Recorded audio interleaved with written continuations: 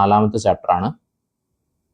Okay, ഇത് ഇപ്പൊ ഞാൻ പറഞ്ഞിട്ടുള്ള ചാപ്റ്റർ മലയാളം മീഡിയംകാർക്കൊക്കെ ആണെന്നുണ്ടെങ്കിൽ നമുക്ക് ഈസി ആയിട്ട് എന്ത് ചെയ്യാൻ പറ്റും, ഉണ്ടാക്കിയിട്ട് എഴുതാൻ പറ്റും. കുറേ കാര്യങ്ങളൊക്കെ ഇങ്ങനെ ഉണ്ടാകും. കാരണം നമ്മുടെ ചുറ്റുമുള്ള കാര്യങ്ങളെ കുറിച്ചിട്ടാണ് ഇതിൽ പറയുന്നതെല്ലാം തന്നെ.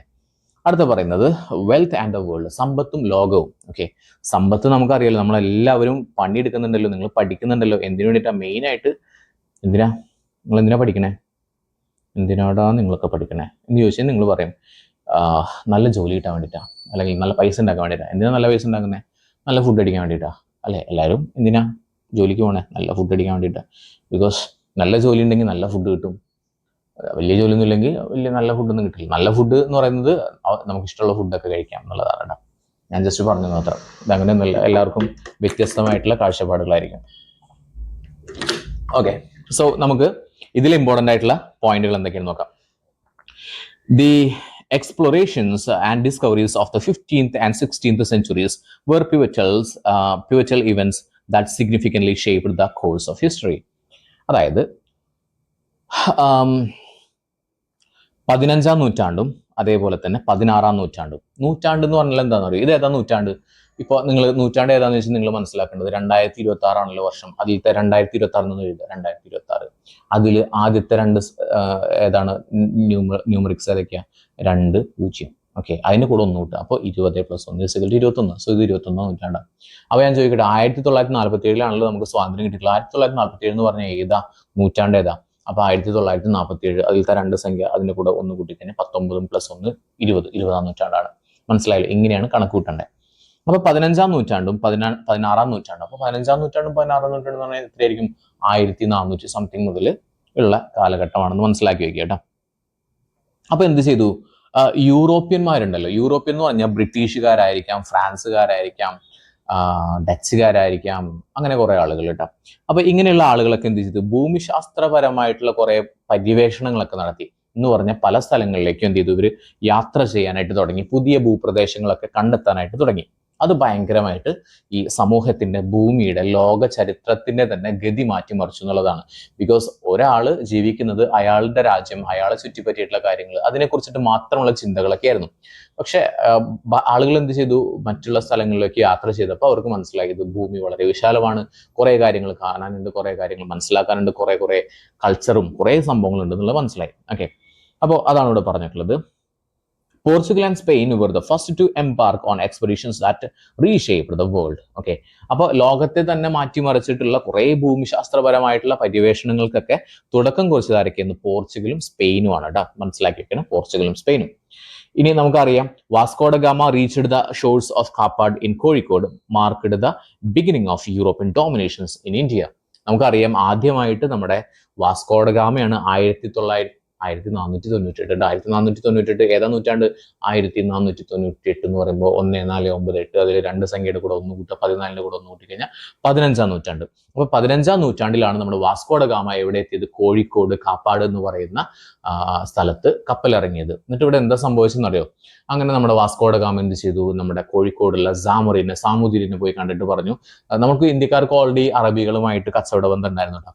അപ്പോൾ വാസ്കോ ഡ ഗാമ വന്നിട്ട് പറഞ്ഞു, സാമൂതിരിനെ കണ്ടിട്ട് പറഞ്ഞു, കോഴിക്കോട് സാമൂതിരിനെ കണ്ടിട്ട് പറഞ്ഞു, ഈ അറബികളുമായിട്ടുള്ള കച്ചവട ബന്ധമൊക്കെ നിർത്തിയിട്ട് ഞങ്ങളുമായിട്ടുള്ള ഡീലിങ്സിനോട് എന്താണ് ഞങ്ങളുടെ അഭിപ്രായം എന്ന് ചോദിച്ചു. പക്ഷെ സാമൂതിരി സമ്മതിച്ചില്ല. സാമൂതിരി പൊക്കോളം പറഞ്ഞു, അവിടുന്ന് പോയി. അതിനുശേഷം അവർ നേരെ പോയത്, വാസ്കോ ഡ ഗാമ നേരെ പോയത് കൊച്ചിയിലോട്ടായിരുന്നു. അപ്പോൾ കോഴിക്കോടിന്റെ ശത്രുരാജ്യമായിട്ടാണ് കണക്കാക്കിയിരുന്നത് കോഴിക്കോടിന്റെ ശത്രുരാജ്യമായിട്ടാണ് കൊച്ചിനെ കണക്കാക്കിയിരുന്നത്. അങ്ങനെ വാസ്കോ ഡ ഗാമ അവിടെ പോയിട്ട് പറഞ്ഞു, എന്നോട് പോയിട്ട് ചവിട്ടി പുറത്താക്കി സാമൂതിരി എന്നൊക്കെ പറഞ്ഞപ്പോൾ കൊച്ചിയിലത്തെ ആള് രാജാവ് എന്ത് ചെയ്തു? കൊച്ചി രാജാവ് പറഞ്ഞു, പേടിക്കണ്ട, ഞാനുണ്ട്, സെറ്റാക്കി തരാം. ബിക്കോസ് ശത്രുവിന്റെ ശത്രു മിത്രം എന്നൊക്കെ പറയില്ല, അങ്ങനെ അഭയം കൊടുത്തു. അങ്ങനെ ഇപ്പൊ ഫോർ എക്സാമ്പിൾ, ഏകദേശം അദ്ദേഹം ഈ വാസ്കോ ഡ ഗാമ വരുന്ന സമയത്ത് ഏകദേശം 1 ലക്ഷം രൂപ ചെലവായി എന്ന് വിചാരിക്കുക. ഏകദേശം 40 ലക്ഷം രൂപയുടെ സാധനങ്ങളൊക്കെ എടുത്തുകൊണ്ടാണ് ആൾ പോയത്. എന്ന് പറഞ്ഞു കഴിഞ്ഞാൽ 40 ഇരട്ടി ലാഭം ഉണ്ടാക്കിക്കൊണ്ടാണ് ആൾ പോയത്, ഇവിടെ നിന്നുള്ള സ്പൈസസും കാര്യങ്ങളൊക്കെ കൊണ്ടുപോയിട്ട്. അപ്പോൾ ആരിവിടെ ആദ്യം വന്നതെന്ന് ചോദിച്ചാൽ നിങ്ങൾ പറയണം, ആദ്യം വന്നത് പോർച്ചുഗീസുകാരനാണ്, പിന്നെ ആരോ വന്നു? ഡച്ചുകാരാണ്, പിന്നെ ആരോ വന്നു? ബ്രിട്ടീഷുകാർ വന്നു, പിന്നെ ഫ്രാൻസുകാർ വന്നു. ഓക്കെ, അപ്പോൾ ഇതിനെ നമുക്ക് പഠിക്കാനായിട്ട് പോഡ ബീഫെ അല്ലെങ്കിൽ പോഡ ബീഫ്രൈ എന്നൊക്കെ പഠിച്ചു കഴിഞ്ഞാൽ മതി. പോർച്ചുഗീസ്, ഡച്ചുകാർ, ബ്രിട്ടീഷുകാർ, ഫ്രാൻസുകാർ. മനസ്സിലായല്ലോ? അപ്പോൾ പിന്നെ പറയുന്നത് geographical exploration paved the way for notable changes in global trade. It caused the policy of merchant capitalism and industrial capitalism. അതായത് കോളനിവൽക്കരണം എന്ന് പറഞ്ഞു കഴിഞ്ഞാൽ അതൊന്ന് പറയട്ടെ, അതൊരു ഇമ്പോർട്ടൻറ്റ് ടേം ആണ്, നിങ്ങൾ മനസ്സിലാക്കി എടുക്കണം. കോളനിവൽക്കരണം എന്ന് പറഞ്ഞു കഴിഞ്ഞാൽ ഇപ്പൊ ഞാൻ അമേരിക്കയുടെ കാര്യം പറയാം, അല്ലെങ്കിൽ വേണ്ട നമ്മുടെ ഇന്ത്യയുടെ കാര്യം എന്ന് പറയാം. ഇന്ത്യയിൽ നമ്മുടെ വാസ്കോഡ ഗാമ വന്നു, പോർച്ചുഗീസുകാരനായിട്ടുള്ള യൂറോപ്യൻ ആയിട്ടുള്ള വാസ്കോഡ ഗാമ വന്നു. ഓക്കെ, ഈ വാസ്കോഡ ഗാമ വന്നിട്ട് എന്ത് ചെയ്തു, ഇവിടെ ആദ്യം കച്ചവട ബന്ധങ്ങളൊക്കെയാണ് ചെയ്തിട്ടുള്ളത്. അപ്പൊ ആൾക്ക് ഇവിടെ സമ്പത്ത് നിറയെ ഉണ്ട്, ഇവിടെ നല്ല റിസോഴ്സസ് ഉണ്ട് എന്ന് മനസ്സിലാക്കിയപ്പോൾ ആൾ എന്ത് ചെയ്തു, ആള് ഇവിടെ ഉണ്ടായിരുന്ന ഇവിടെ കുറച്ച് സ്ഥലങ്ങളൊക്കെ ആള് ഭരിക്കാനായിട്ട് തുടങ്ങി. ചെറിയ ചെറിയ സ്ഥലങ്ങളൊക്കെ ആള് ഭരിക്കാനായിട്ട് തുടങ്ങി. അതിനു വേണ്ടിയിട്ട് ആൾ എന്ത് ചെയ്തു, കുറച്ച് ആർമീനെയും തോക്കും കാര്യങ്ങളൊക്കെ കൊണ്ടുവന്നു ചെറിയ ചെറിയ സ്ഥലങ്ങളൊക്കെ ഭരിക്കാനായിട്ട് തുടങ്ങി. എന്നിട്ട് ഈ ഭരണം കുറച്ചും കൂടി എക്സ്പാൻഡ് ചെയ്തിട്ട് കുറേ സ്ഥലങ്ങളിലോട്ട് ഭരണമാക്കി. മനസ്സിലായോ? ഇതിനാണ് എന്ത് പറയുന്നത്, കോളനിവൽക്കരണം എന്ന് പറയുന്നത്. എന്നിട്ട് എന്താ ചെയ്യുക, ഏതെങ്കിലും ഒരു സ്ഥലത്തിന്റെ ഭരണം ഏറ്റെടുത്തിട്ട് അവിടെ നിന്നുള്ള സാധനങ്ങളൊക്കെ എടുക്കും, അവിടെ നിന്നുള്ള റോ മെറ്റീരിയൽസ് ഒക്കെ എടുത്തിട്ട് ഇവർ സ്വന്തം രാജ്യത്തോട്ട് കൊണ്ടുപോകും. എന്നിട്ട് അവിടെ നിന്ന് അതിനെ ഒരു പ്രൊഡക്റ്റ് ആക്കിയിട്ട് ഇവിടെ തന്നെ കൊണ്ടുവന്ന് വെക്കും. ഇവിടെയും കൊണ്ടു നോക്കും, വേറെ രാജ്യത്തെ കൊണ്ട് വെക്കുന്ന സമയത്ത് ഇവർക്ക് നല്ല രീതിയിൽ എന്ത് ചെയ്യാൻ പറ്റും, ലാഭം ഉണ്ടാക്കാനായിട്ട് പറ്റും, പ്രോഫിറ്റ് ഉണ്ടാക്കാനായിട്ട് പറ്റും. മനസ്സിലായി? അപ്പൊ കോളനിവൽക്കരണം മനസ്സിലായല്ലോ. കോളനിവൽക്കരണം എന്ന് വെച്ച് കഴിഞ്ഞാൽ ഒരു രാജ്യം വേറൊരു രാജ്യത്ത് കടന്നു കയറിയിട്ട് എന്ത് ചെയ്യുന്നു, അവിടുന്ന് റിസോഴ്സസും കാര്യങ്ങളൊക്കെ എടുത്തിട്ട് ഇവരുടെ രീതിയിൽ കുറെ കാര്യങ്ങളൊക്കെ ചെയ്തിട്ട് പൈസ ഉണ്ടാക്കുക. അതാണ് കേട്ടോ. അപ്പൊ കോളനിവൽക്കരണത്തിലൂടെ സാമ്പത്തിക നേട്ടം കൈവരിച്ചിട്ടുള്ള കുറെ രാഷ്ട്രങ്ങൾ ഉണ്ടായിരുന്നു, മെയിനായിട്ട് ബ്രിട്ടീഷുകാർ. ഓക്കെ, അപ്പോൾ ഇങ്ങനെ ഇപ്പൊ ഞാൻ ഫസ്റ്റ് പറഞ്ഞില്ലേ, ആദ്യം ആരാ വന്ന്, പോർച്ചുഗീസുകാരനെ വന്നു, പിന്നെ ഡച്ചുകാർ വന്നു, പിന്നെ ബ്രിട്ടീഷുകാർ വന്നു, പിന്നെ ഫ്രാൻസുകാർ വന്നു എന്ന് പറഞ്ഞില്ലേ. ആദ്യം പോർച്ചുഗീസുകാരനായിട്ടുള്ള വാസ്കോഡ ഗാമ വന്നു. അങ്ങനെ ഇവിടെ ലാഭം കൊയ്യുന്നത് കണ്ടപ്പോൾ വേറെ രാജ്യക്കാരായിട്ടുള്ള ഡച്ചുകാർ വന്നു. അവരിത് ലാഭം കൊയ്തുകൊണ്ടിരിക്കുന്ന കണ്ടപ്പോൾ ബ്രിട്ടീഷുകാർ വന്നു, പിന്നെ ഫ്രാൻസുകാർ വന്നു. അങ്ങനെ അവരെല്ലാവരും ഈ 4 ടീമും ഇന്ത്യയിൽ ഉണ്ടായിരുന്നു. ഈ 4 ടീമും ഇന്ത്യയിൽ അവരെന്ത് ചെയ്തു, പരസ്പരം കോമ്പീറ്റ് ചെയ്യാനായിട്ട് തുടങ്ങി. കോമ്പറ്റീഷൻ അവരെന്ത് ചെയ്തു, എനിക്ക് വേണം ഇവിടുത്തെ കോളനികളൊക്കെ, ഇവിടുത്തെ കാര്യങ്ങളൊക്കെ ഞാൻ നോക്കും, എനിക്ക് മാത്രമായിട്ട് കിട്ടണം. മോണോപോളി എന്ന് പറയില്ലേ, മോണോപോളി എന്ന് വെച്ചാൽ സ്വന്തമായിട്ട് എനിക്ക് മാത്രം കിട്ടണം എന്ന് പറയുന്ന രീതിയിലുള്ള സംഭവങ്ങൾ വരികയും ഇവർ തമ്മിൽ യുദ്ധം ഉണ്ടാകുകയും ആ യുദ്ധത്തിൽ ചിലരൊക്കെ തോറ്റുപോവുകയും ജയിച്ച ടീമായിട്ടുള്ള ബ്രിട്ടീഷുകാരാണ് പിന്നീട് ഇന്ത്യയെ ഭരിക്കുന്നത്. മനസ്സിലായല്ലോ? ബ്രിട്ടീഷുകാർ ഭരിക്കുന്ന സമയത്തും ചില സ്ഥലങ്ങളിലൊക്കെ ആയിട്ട് പോർച്ചുഗീസുകാരും ഡച്ചുകാരും ഫ്രാൻസുകാരൊക്കെ ഉണ്ടായിരുന്നു കേട്ടോ, അത് മനസ്സിലാക്കണേ. ഓക്കെ, അപ്പോൾ എന്ത് ചെയ്തു, അപ്പോൾ ഈ കോളനിവൽക്കരണം എന്താണെന്ന് മനസ്സിലായി. കോളനിവൽക്കരണം വേറെയുള്ള രാജ്യക്കാർ ഒരു രാജ്യത്ത് വന്നിട്ട് അവരുടെ സാമ്പത്തികമായിട്ടുള്ള സംഭവങ്ങളൊക്കെ ലൂട്ട് ചെയ്യുക, കൊള്ളയടിക്കുക എന്നുള്ളതാണ്. അപ്പൊ അവിടെ ചിലപ്പോൾ രാജാക്കന്മാരൊക്കെ ഉണ്ടാവും ഓൾറെഡി. ഇപ്പൊ ഇന്ത്യയിലൊക്കെ സാമൂതിരിയും കുറെ ആളുകളൊക്കെ ഉണ്ടായിരുന്നില്ലേ. അപ്പൊ ഇവര് വന്നിട്ട് ഭരണം നടത്തുന്ന സമയത്ത് ഇവരുടെ അധികാരങ്ങളൊക്കെ നഷ്ടപ്പെട്ടു പോകും എന്നുള്ളതാണ് കേട്ടോ. മനസ്സിലായല്ലോ? ഓക്കെ, ഇനി അടുത്തത് കോഴിക്കോട് പറഞ്ഞത്. Okay, geographical exploration, global trade, it was a policy of merchant capitalism and industrial capitalism. Okay, ഇനി അടുത്ത് പറഞ്ഞത് geographical explorations paved the way for notable changes in global trade. It caused the policy of merchant capitalism and industrial capitalism. അങ്ങനെ ഈ സാമ്പത്തിക മേഖലയിലായിട്ട് എന്ത് ചെയ്യുന്നു, കച്ചവട മുതലാളിത്തം അതുപോലെ തന്നെ വ്യാവസായിക മുതലാളിത്തം എന്ന് പറയുന്ന 2 കോൺസെപ്റ്റിന് രൂപം നൽകിയെന്ന് പറയുന്നത്. ഇനി the changes in the production process between 1780 and 1850 describes the industrial revolution. Industrial revolution എന്താണെന്ന് മനസ്സിലാക്കി വെക്കണം. അതായത് ഇപ്പോൾ ഫോർ എക്സാമ്പിൾ നമ്മൾ കഥ പോലെ മനസ്സിലാക്കി വെക്കാം. എന്താണെന്ന് വെച്ച് കഴിഞ്ഞാൽ ഇപ്പൊ നമ്മൾ ഈ പറയുന്ന ഒരു 10, 15, 20 പേര് കൂടിയിട്ട് എന്ത് ചെയ്തു, ഒരു സോപ്പിന്റെ കമ്പനി ഉണ്ടാക്കി. സോപ്പിന്റെ കമ്പനി നമ്മൾ ഒരു ദിവസം 10 സോപ്പുകൾ ഉണ്ടാക്കുന്നുണ്ട്. 10 സോപ്പുകൾ കേട്ടോ, നമ്മൾ മാനുവലി കൈകൊണ്ടാണ് ഉണ്ടാക്കുന്നത്. 10 സോപ്പുകൾ ഉണ്ടാക്കുന്നുണ്ട്. ഈ 10 സോപ്പുകൾ ഉണ്ടാക്കി കഴിഞ്ഞാൽ നമ്മൾ തൊട്ടടുത്തുള്ള സ്ഥലങ്ങളൊക്കെ കൊണ്ടുവയ്ക്കും, അപ്പുറത്തുള്ള സ്ഥലങ്ങളൊക്കെ കൊണ്ടുവയ്ക്കും, അങ്ങനെ ഓരോ സ്ഥലങ്ങളിലോട്ട് കൊണ്ടുവയ്ക്കും. അവിടുത്തെ എല്ലായിടത്തും വിറ്റ് കഴിഞ്ഞ് വീണ്ടും ആവശ്യക്കാർ വരും. ഇതിങ്ങനെ ചെയ്തുകൊണ്ടിരിക്കും. നമ്മളതിൽ ഒരുപാട് സോപ്പൊന്നുമില്ല, 10 സോപ്പാണ് നമ്മൾ ഡെയിലി ഉണ്ടാക്കുന്നത്. അതിങ്ങനെ നോർമലി ഇങ്ങനെ വിറ്റുപോകും. മനസ്സിലായല്ലോ? ഇങ്ങനെയാണ് നടക്കുന്നത്. പക്ഷേ ഇൻഡസ്ട്രിയൽ റവല്യൂഷൻ ഉണ്ടായി ഏത് കാലഘട്ടത്തിലാണ്? 1780-ഉം 1850-ഉം. ഓക്കെ, 1780-ഉം 1850-ഉം അതിനിടയിൽ ഉൽപാദന രംഗത്ത് ഭയങ്കരമായിട്ടുള്ള മാറ്റം ഉണ്ടായി. കാരണം ഇൻഡസ്ട്രിയൽ റവല്യൂഷൻ, വ്യാവസായിക വിപ്ലവം, മെഷീൻസ് കണ്ടുപിടിച്ചു. അതുകൊണ്ട് തന്നെ ഈ പ്രൊഡക്ഷൻ പ്രോസസ് ഒക്കെ ഭയങ്കര കൂടുതലായി. അതായത് നമ്മൾ ഒരു ദിവസം 10 സോപ്പ് ഉണ്ടാക്കിയിരുന്ന നമ്മൾ ഒരു ദിവസം 1000 സോപ്പ് ഉണ്ടാക്കാൻ തുടങ്ങി. ഒരു ദിവസം 1000 സോപ്പ് എന്ന് പറയുന്ന സമയത്ത് നമ്മൾക്ക് നമ്മുടെ ജില്ലയിൽ തന്നെ വേണമെങ്കിൽ എന്ത് ചെയ്യാൻ പറ്റും, കവർ ചെയ്യാൻ പറ്റും. നമ്മുടെ ജില്ല കഴിഞ്ഞു അടുത്ത ജില്ല പോയി, അങ്ങനെ എല്ലാ ജില്ലയിലും പോയി, നമ്മുടെ സംസ്ഥാനത്ത് പോയി, പിന്നെ നമ്മുടെ ഇന്ത്യയിൽ പോയി. ഇനി ഇന്ത്യയിലും എല്ലാ സ്ഥലത്തും എത്തിക്കഴിഞ്ഞാൽ ഇനി നമ്മൾ എന്ത് ചെയ്യും, വിദേശ രാജ്യങ്ങളിലേക്ക് കച്ചവടമായിട്ട് പോകണം. അങ്ങനെ കച്ചവടമായിട്ട് പോകുന്ന സമയത്ത് കുറേ വിദേശ രാജ്യങ്ങൾ ഇതുപോലെ തന്നെ സാധനങ്ങൾ ഉണ്ടാക്കിയിട്ടുണ്ടാവും. നമ്മളിപ്പോൾ ഒരു മാർക്കറ്റിൽ ഒരു സാധനം മേടിക്കാൻ പോയി കഴിഞ്ഞാൽ, ഒരു പേസ്റ്റ് മേടിക്കാൻ പോയി കഴിഞ്ഞാൽ ക്ലോസപ്പ് ഉണ്ട്, കോൾഗേറ്റ് ഉണ്ട്, പെപ്സോഡന്റ് ഉണ്ട്, അങ്ങനെ കുറേ സംഭവങ്ങൾ ഉണ്ടല്ലോ. Because there is A competition. നമുക്കത് അതുകൊണ്ടുള്ള ഗുണം എന്താ വെച്ച് കഴിഞ്ഞാൽ അഫോർഡബിൾ ആയിട്ടുള്ള വിലയ്ക്ക് നമുക്ക് സാധനങ്ങൾ കിട്ടും. ഇപ്പോൾ ഒരു സോപ്പ് മേടിക്കാന്ന് പറഞ്ഞാൽ ഏകദേശം വില വരുന്നത് ഒരു 35 മുതൽ ഒരു 45 വരെയുള്ള രൂപയാണ് നോർമലി ഒരു സോപ്പിന്റെ വില എന്ന് പറയുന്നത്. മനസ്സിലായല്ലോ? ഇത് കോമ്പറ്റീഷൻ ഉള്ളതുകൊണ്ടാണ്. അപ്പോൾ ചിലർ എന്ത് ചെയ്യും, സോപ്പിന്റെ കൂടെ ഷാമ്പു കൊടുക്കും, അപ്പോൾ ചിലർ സോപ്പിന്റെ കൂടെ സ്പൂൺ കൊടുക്കും, ചിലർ ബിസ്ക്കറ്റിന്റെ കൂടെ പാത്രം കൊടുക്കും, അങ്ങനെ കുറെ കാര്യങ്ങൾ ചെയ്യും. ഫ്രീ ഒക്കെ കൊടുക്കില്ല, ബിക്കോസ് കോമ്പറ്റീഷനാണ്. അപ്പോൾ ഒരു രാജ്യത്ത് ഇങ്ങനെ എന്തുണ്ടാവും, സ്ഥലങ്ങൾക്ക് വേണ്ടിയിട്ടുള്ള കോമ്പറ്റീഷനോ കിടമത്സരം എന്ന് പറയട്ടെ, കോമ്പറ്റീഷൻ ഉണ്ടാവും. മനസ്സിലായല്ലോ? അപ്പോൾ വിപ്ലവം ഉണ്ടായി, അത് ഭയങ്കരമായിട്ടുള്ള പ്രശ്നം ഉണ്ടായി. മനസ്സിലായല്ലോ? വിപ്ലവം ഭയങ്കരമായിട്ടുള്ള പ്രശ്നമാണ്. അങ്ങനെ ഓരോ രാജ്യങ്ങളും ഓരോ സ്ഥലത്ത് പോയിട്ട് കോളനികൾ ഉണ്ടാക്കാനായിട്ട് തുടങ്ങി. ഈ വ്യാവസായിക വിപ്ലവം വന്ന സമയത്ത് അവർക്ക് കുറെ മെഷീൻസും കാര്യങ്ങളൊക്കെ കിട്ടി. അത് വെച്ചിട്ട് അവർ മാക്സിമം പൈസ ഉണ്ടാക്കാനായിട്ട് തുടങ്ങി.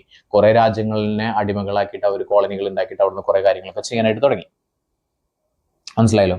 വ്യാവസായിക രാഷ്ട്രങ്ങൾ കോളനികളിൽ രാഷ്ട്രീയ ആധിപത്യം സ്ഥാപിച്ചത് സാമ്രാജ്യത്വത്തിന് ആരംഭം കുറിച്ചു എന്നാണ് പറയുന്നത്.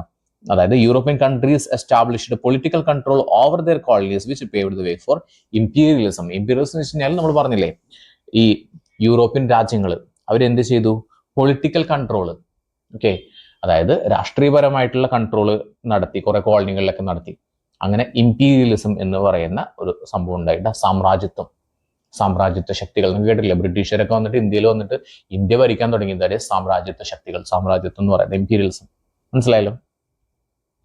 അങ്ങനെ ഇപ്പൊ നമ്മൾ പറഞ്ഞു ഇന്ത്യ ആരൊക്കെ വന്നു, പോ ഡ ബി ഫെ പറഞ്ഞില്ലേ, പോർച്ചുഗീസ്, ഡച്ച്, ബ്രിട്ടീഷുകാർ, ഫ്രാൻസുകാർ, ഇവര് 4 പേരും വന്നിട്ട് ഇവർക്ക് എല്ലാവർക്കും എന്ത് വേണം, ഇന്ത്യ വേണം, ഇന്ത്യത്തെ റിസോഴ്സസ് വേണം.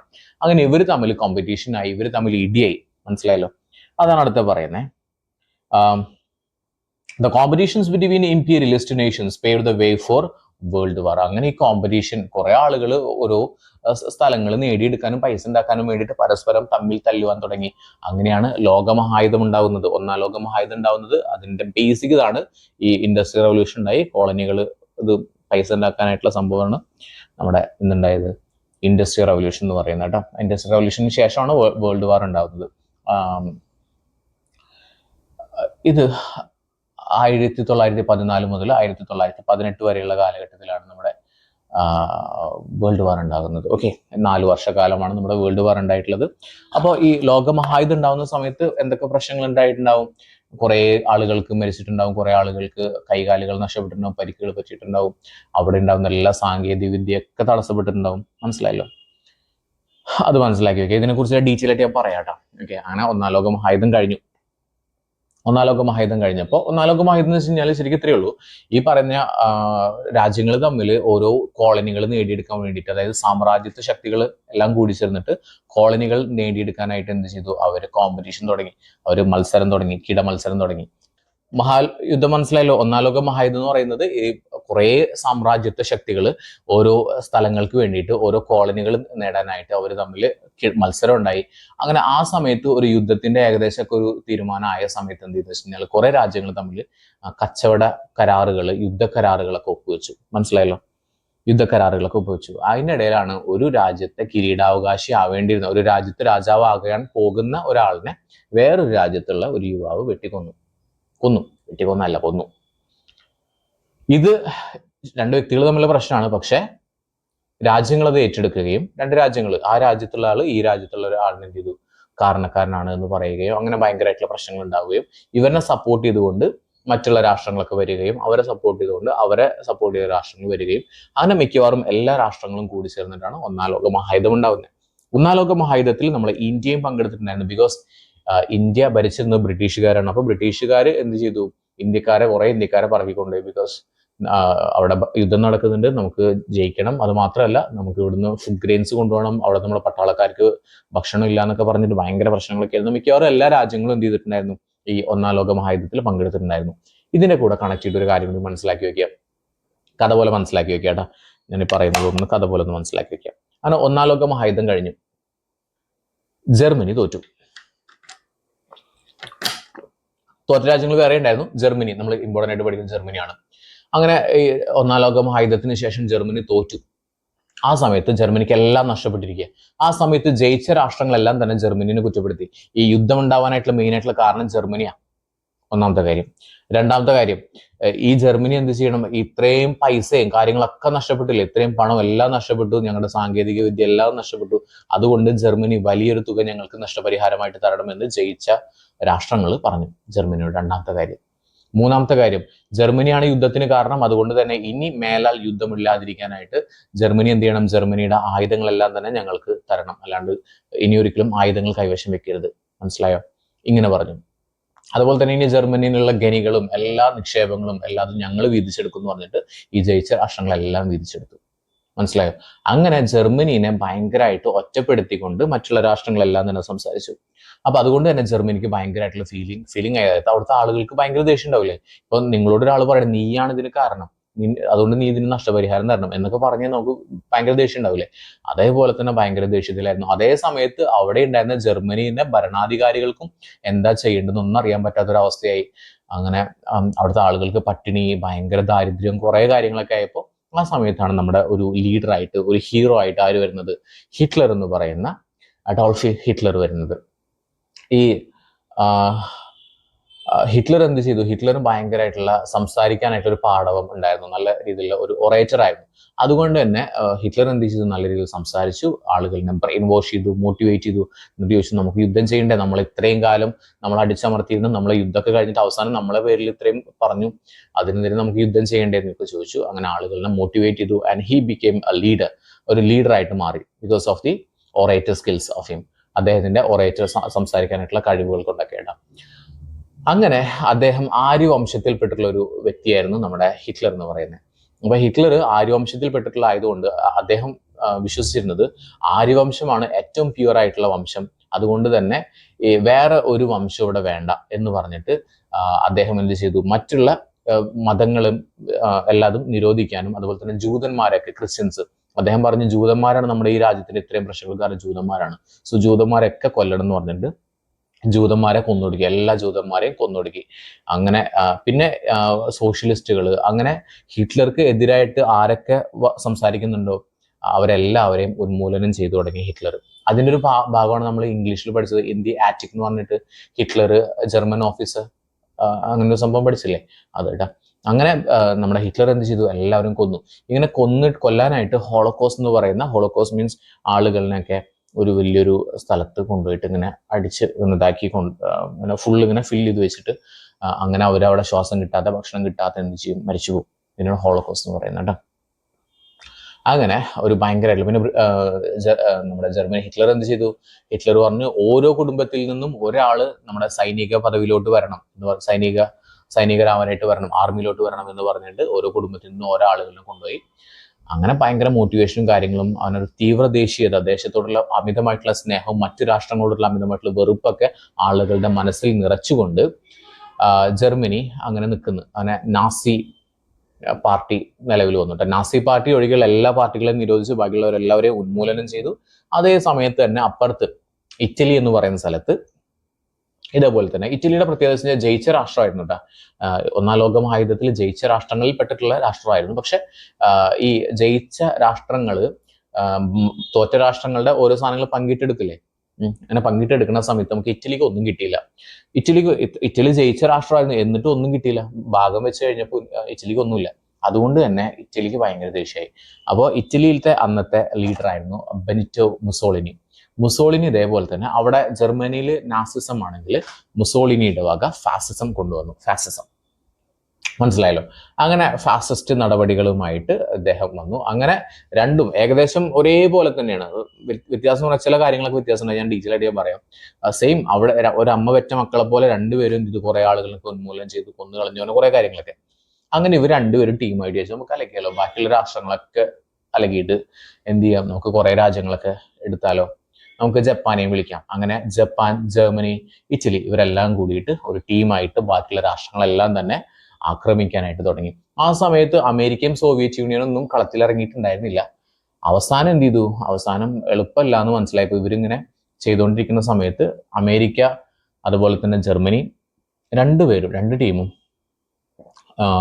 എന്താണ് E=mc² എന്ന് പറയുന്ന ആൽബർട്ട് ഐൻസ്റ്റീന്റെ ഈക്വേഷൻ ഉപയോഗിച്ചിട്ട് ന്യൂക്ലിയർ ബോംബ്, ആറ്റം ബോംബ് ഉണ്ടാക്കാനായിട്ട് തുടങ്ങി. അമേരിക്ക ഒരു സൈഡിൽ നിന്ന് ആറ്റം ബോംബ് ഉണ്ടാക്കാൻ ആലോചിക്കുന്നു, ജർമ്മനി മറ്റേ അപ്പുറത്ത് ജർമ്മനിയിൽ നിന്നിട്ട് ആറ്റം ബോംബ് ഉണ്ടാക്കാനായിട്ട് ആലോചിക്കുന്നു.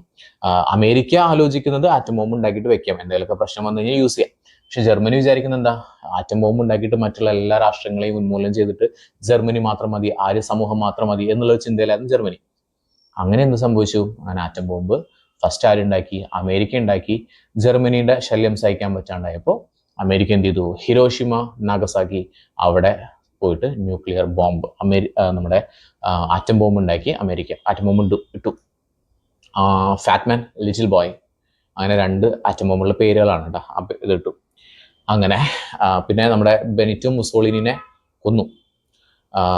ഹിറ്റ്ലറിനെ കൊല്ലുമെന്ന് മനസ്സിലായപ്പോൾ ഹിറ്റ്ലർ സ്വയം വെടിവെച്ച് മരിച്ചു എന്നാണ് പറയുന്നത്. ഓക്കെ, അപ്പോൾ ഇതാണ് ഇതിന്റെ മെയിൻ ആയിട്ടുള്ള സംഭവം. അപ്പോൾ ഒരു കുഞ്ഞൊരു ഐഡിയ തന്നാണ്. ഇതിന്റെ ചാപ്റ്റർ ഞാൻ കുറച്ചും ഡീറ്റെയിൽ ആയിട്ട് പറയാം, വിത്ത് വിഷ്വൽസ് ഒക്കെ ആയിട്ട് കാണിക്കാം.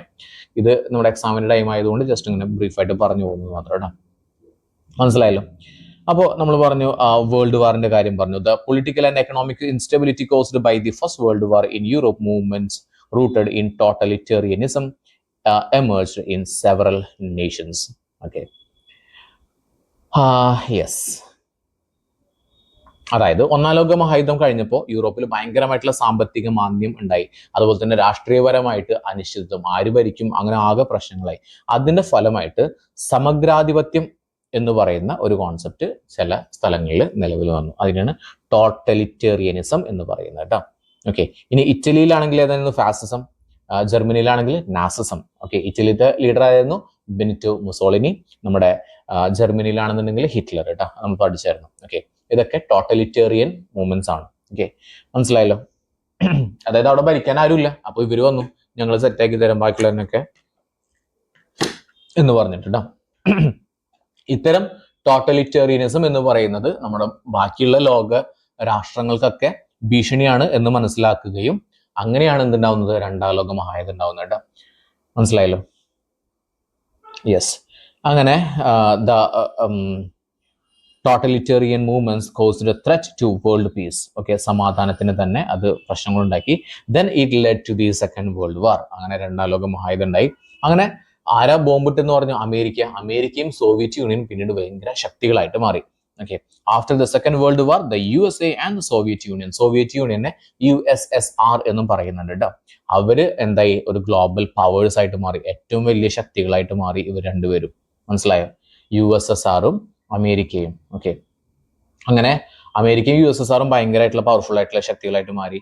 അതിനുശേഷം ഇവര് തമ്മിൽ ഒരു ശത്രുതയുണ്ട്. കാരണം അമേരിക്ക എന്ന് പറയുന്ന ഒരു മുതലാളിത്ത രാഷ്ട്രവും USSR എന്ന് പറയുന്ന ഒരു തൊഴിലാളി, അവരുടെ ഒരു സോഷ്യലിസ്റ്റ് കൺട്രിയുമാണ്. അപ്പൊ ഇവര് തമ്മിൽ ആശയപരമായിട്ട് ഐഡിയോളജിക്കലി ഒരു ശത്രുത നിലനിന്നിരുന്നു. ഇതിനാണ് കോൾഡ് വാർ എന്ന് പറയുന്നത്. കോൾഡ് വാർ എന്ന് പറഞ്ഞാൽ വെടിവെക്കുകയും അങ്ങനെ സംഭവമൊന്നുമല്ല. ഇവരുടെ ഈ USSRും USAയും അല്ലെങ്കിൽ അമേരിക്കയും സോവിയറ്റ് യൂണിയനും തമ്മിൽ ആശയപരമായിട്ട് ഐഡിയോളജിക്കലി കുറെ കാര്യങ്ങളിൽ വിയോജിപ്പും കാര്യങ്ങളൊക്കെ ഉണ്ടായിരുന്നു. ഇതിനാണ് എന്ത് പറയുന്നത്, കോൾഡ് വാർ എന്ന് പറയുന്നത് കേട്ടോ. അപ്പോൾ 2 വലിയ ശക്തികളായിട്ട്, 2 ധ്രുവങ്ങളായിട്ട്, 2 പോളുകളായിട്ട്, ബൈപോളാർ എന്ന് പറയും. ബൈപോളാർ. Okay, bipolar. ഓക്കെ, അപ്പോൾ 2 ശക്തികളായിട്ട് എന്ത് ചെയ്തു, അമേരിക്കയും USSRും വന്നു. അങ്ങനെ ഇവർ പറഞ്ഞു, മറ്റുള്ള രാഷ്ട്രങ്ങളോട് പറഞ്ഞു, നിങ്ങളൊരു കാര്യം ചെയ്യും, ഒന്നുകിൽ അമേരിക്ക ജോയിൻ ചെയ്തോ അല്ലെങ്കിൽ USSRൽ ജോയിൻ ചെയ്തോ, ഏതായാലും കുഴപ്പമില്ല, നിങ്ങൾക്ക് ഇഷ്ടമുള്ളതിൽ നിങ്ങൾക്ക് ജോയിൻ ചെയ്യാമെന്ന് മറ്റുള്ള രാഷ്ട്രങ്ങളോട് പറഞ്ഞു. പക്ഷേ കുറെ രാഷ്ട്രങ്ങളൊക്കെ, കുറെ പേരൊക്കെ എന്ത് ചെയ്തു, അമേരിക്ക ജോയിൻ ചെയ്തു, ചിലർ USSRൽ ജോയിൻ ചെയ്തു. പക്ഷെ ഇന്ത്യ പോലുള്ള രാഷ്ട്രങ്ങൾ എന്ത് ചെയ്തില്ല, 2ലും ജോയിൻ ചെയ്തില്ല. ബിക്കോസ് അവർക്ക് മനസ്സിലായി ഇങ്ങനെ ഇനി വീണ്ടും ഇതുപോലെ തന്നെ ചേരികൾ ഉണ്ടായി കഴിഞ്ഞാൽ, വീണ്ടും ടീമുകളായി കഴിഞ്ഞാൽ വീണ്ടും അടി ഉണ്ടാവും, യുദ്ധം ഉണ്ടാവും, 3-ാം ലോക മഹായുദ്ധം ഉണ്ടാവും എന്ന് മനസ്സിലാക്കിയപ്പോൾ ഇന്ത്യ എന്ത് ചെയ്തു, ഇന്ത്യ പോലെയുള്ള മറ്റു രാഷ്ട്രങ്ങൾ എന്ത് ചെയ്തു, 2 ചേരികളിലും ചേർന്നില്ല. അതിന് പറയുന്നത് ചേരിചേര നയം എന്ന് പറയട്ടെ. ചൗരി ചൗര വേറെയാണ്, അത് പോലീസ് സ്റ്റേഷൻ ആക്രമിച്ചത് ഇന്ത്യയിൽ, അത് വേറെയാണ്. ഇത് ചേരിചേര നയം എന്ന് വെച്ച് കഴിഞ്ഞാൽ അമേരിക്കയിലും ചേർന്നില്ല, അതുപോലെ തന്നെ USSRലും ചേർന്നില്ല എന്നുള്ളതാണ് കേട്ടോ. മനസ്സിലായല്ലോ. അത് കുറെ ഡീറ്റെയിൽ ആയിട്ട് പറയുന്നുണ്ട്, ഞാൻ പിന്നീട് പറയാം. ഇത് ഞാൻ ജസ്റ്റ് ബ്രീഫായിട്ട് പറയുന്നു, അതിന്റെ ഇടയിൽ കൂടെ ഒന്ന് കണക്ട് ചെയ്ത് പറയുന്നതാണ് കേട്ടോ. അങ്ങനെ 2 പേരുടെയും ഈ സാമ്പത്തികമായിട്ടുള്ള, ഇപ്പോൾ അവിടെ പറയുന്നുണ്ട് നോക്കിക്കേ, ദ കോൺട്രാസ്റ്റിംഗ് നേരെ ഓപ്പോസിറ്റ് ആയിട്ടുള്ള എക്കണോമിക് പോളിസീസ് ആയിരുന്നു ആരുടെയൊക്കെ യു എസ് എൻ്റെതും അതുപോലെ തന്നെ സോവിയറ്റ് യൂണിയനും. ഇതിനെ പറയുന്നതാണ് കോൾഡ് വാർ എന്ന് പറയുന്നത്. Called war ended in 1991. 1991 called war end ചെയ്യുന്നത്. ഓക്കെ, എപ്പോഴായിരുന്നു? സോവിയറ്റ് യൂണിയന്റെ ഡിസിൻറ്റഗ്രേഷൻ, സോവിയറ്റ് യൂണിയൻ ഇല്ലാതെയായി. അപ്പോൾ അല്ലെങ്കിൽ സോവിയറ്റ് യൂണിയന്റെ തകർച്ചയോട് കൂടിയിട്ട് ശീതസമരം അവസാനിച്ചു. കോൾഡ് വാറിന്റെ വേറെ പേരാണ് ശീതസമരം മലയാളത്തിൽ. ഓക്കെ, അങ്ങനെ ശരിക്കും നമ്മൾ പഠിച്ചിട്ടുണ്ടായിരുന്നു മഹാത്മാഗാന്ധി പോലെയുള്ള കുറെ ആളുകൾ എന്ത് ചെയ്തു, നമ്മുടെ സ്വാതന്ത്ര്യത്തിന് വേണ്ടി ഫൈറ്റ് ചെയ്തു. പക്ഷെ വേറൊരു കാര്യം കൂടിയുണ്ട്. സ്വാതന്ത്ര്യത്തിന് മെയിൻ ആയിട്ടുള്ള ഒരു കാരണം എന്ന് പറയുന്നത് രണ്ടാം ലോക മഹായുദ്ധമാണ്. രണ്ടാം ലോക മഹായുദ്ധം കഴിഞ്ഞപ്പോൾ യു എസ് എസ് ആറും അതുപോലെ തന്നെ അമേരിക്കയും പറഞ്ഞു, മറ്റുള്ള രാഷ്ട്രങ്ങളോടൊക്കെ പറഞ്ഞു, ഇനി മേലാൽ വല്ലയിടത്തും പോയിട്ട് ഇവിടെ കോളനി ഉണ്ടാക്കുക അങ്ങനെയൊക്കെ കാര്യങ്ങളൊക്കെ ചെയ്യുന്ന അടിച്ച് തലമണ്ട വിളിക്കുന്നു പറഞ്ഞു. ആര് പറഞ്ഞു? അമേരിക്കയും യു എസ് എസ് ആറും പറഞ്ഞു. അതിന്റെ ബേസിലാണ് ബ്രിട്ടീഷുകാർ അടക്കമുള്ള മറ്റുള്ള എല്ലാ രാഷ്ട്രക്കാരും എന്ത് ചെയ്തത്? ഇന്ത്യയിൽ നിന്നും ആഫ്രിക്കയിൽ നിന്നൊക്കെ പിൻവാങ്ങി. അവരൊക്കെ സ്ഥലം വിട്ടു. മനസ്സിലായോ? അത് മെയിൻ ആയിട്ടുള്ള റീസൺ ഇതാണ്. തീർച്ചയായിട്ടും മഹാത്മാഗാന്ധി എല്ലാവരും അതിന്റെ കൂടെ വർക്ക് ചെയ്തിട്ടുണ്ട്. പക്ഷെ മെയിൻ ഇമ്പോർട്ടൻറ്റ് റീസൺ ഇത് കൂടിയാണെന്ന് മനസ്സിലാക്കി വെക്കേണ്ട. അങ്ങനെ അമേരിക്ക മാത്രമായി. ഇപ്പൊ രണ്ട് ശക്തികൾ ഉണ്ടായിരുന്നല്ലോ, ബൈപോളർ ആയിരുന്നില്ല, രണ്ട് ധ്രുവങ്ങളായിരുന്നില്ല. അമേരിക്കയും യു എസ് എസ് ആറും ഉണ്ടായിരുന്നല്ലോ. അതിൽ യു എസ് എസ് ആർ എന്ത് ചെയ്തു? ഡിസിൻറ്റഗ്രേറ്റ് ചെയ്തു, അല്ലെങ്കിൽ അതില്ലാതെയായി. അപ്പോൾ പിന്നെ ആര് മാത്രമായി? അമേരിക്ക മാത്രമായി. അപ്പൊ അമേരിക്ക എന്ത് ചെയ്തു? ഈ പുതിയതായിട്ട് ഫ്രീഡം കിട്ടിയിട്ടുള്ള രാഷ്ട്രങ്ങളൊക്കെ അല്ലേ, അതുപോലെ തന്നെ വലിയ പൈസ ഒന്നും ഇല്ലാത്ത രാഷ്ട്രം, പൈസ എന്ന് പറഞ്ഞാൽ പണമാണ് കേട്ടോ, പൈസ നമ്മുടേതാണേ, അങ്ങനെയുള്ള രാഷ്ട്രങ്ങളൊക്കെ പണം നൽകി സഹായിച്ചു. പണം നൽകി സഹായിക്കുക എന്ന് പറഞ്ഞാൽ പണം തിരിച്ചു കൊടുക്കണം. അങ്ങനെ സഹായിച്ചു, തൽക്കാലത്തേക്ക് ലോണ് പോലെയൊക്കെ കൊടുത്ത് സഹായിച്ചു. അപ്പൊ മുന്നേ ബ്രിട്ടീഷുകാരുടെ പൗണ്ടുകളായിരുന്നു എല്ലാ സ്ഥലത്തും ഉണ്ടായിരുന്നത്. അതിന് പകരം പിന്നീട് എന്തായി മാറി? അമേരിക്കക്കാരുടെ ഡോളേഴ്സ് ആയിട്ട് മാറി. മനസ്സിലായോ? ഇത് ശരിക്ക് അമേരിക്ക ഇങ്ങനെ ചെയ്തത് ആളുകളെ സഹായിക്കാൻ വേണ്ടിയിട്ടൊന്നല്ല. ഈ രാജ്യങ്ങൾക്ക് കൊടുത്തു കഴിഞ്ഞാൽ പിന്നെ ആ രാജ്യങ്ങളുടെ മേലുള്ള കുറെയൊക്കെ കൺട്രോൾ അമേരിക്കയുടെ കീഴിലാവും എന്ന ഒരു ലക്ഷ്യം വെച്ചുകൊണ്ടായിരുന്നു കേട്ടോ. അപ്പൊ the USA funded the newly independent countries which was the form of exploitation. ഒരു ചൂഷണത്തിന്റെ ഭാഗമായിരുന്നു അത്. It is called non colonialism. ഇതിന് നോൺ അല്ല, നിയോ എന്ന് പറഞ്ഞാൽ പുതിയ കേട്ടോ. അതായത് മുന്നേ കോളനിവൽക്കരണം കാര്യങ്ങളൊക്കെ ഉണ്ടായിരുന്നു, അതൊക്കെ നിർത്തി പുതിയൊരു രീതി കൊണ്ടുവന്നു. It was implemented through finance capitalism. അതായത് ഫിനാൻസ് ക്യാപിറ്റലിസം വഴിയാണ് ഇത് ചെയ്തത്. അതായത് പാവപ്പെട്ട രാജ്യങ്ങളിലെ പൈസ കൊടുത്ത് സഹായിച്ചു, എന്നിട്ട് ഇവരുടെ വരുതിയിലാക്കുക. ഇതായിരുന്നു കേട്ടോ. മനസ്സിലായല്ലോ? അപ്പൊ നമ്മൾ ഈ 2 ചാപ്റ്റേഴ്സ് കഴിഞ്ഞു. ഇനി നെക്സ്റ്റ് ചാപ്റ്റർ നമുക്ക് പറയാം. ഓക്കെ, സോ ഇതെല്ലാം ഞാൻ പറഞ്ഞു, എല്ലാം ഞാൻ ബ്രീഫായിട്ടാണ് പറയുന്നത്. Because we don't have time to take complete ആയിട്ട് എടുക്കാനായിട്ടുള്ള സമയം ഇതില്ല. അപ്പൊ ആദ്യം നിങ്ങൾ എന്ത് ചെയ്യുക, ഇതൊക്കെയാണ് ചാപ്റ്റർ എന്നുള്ളൊരു ഐഡിയ ഉണ്ടാക്കിയെടുക്കണം. ഓക്കെ, ബിക്കോസ് കുറെ കുട്ടികൾക്ക് ഇപ്പോഴും അയ്യോ ആ ചാപ്റ്ററിൽ എന്താ പറയുന്നത് എന്നുള്ളൊരു ഐഡിയ ഒന്നും ഇല്ല. അതുകൊണ്ട്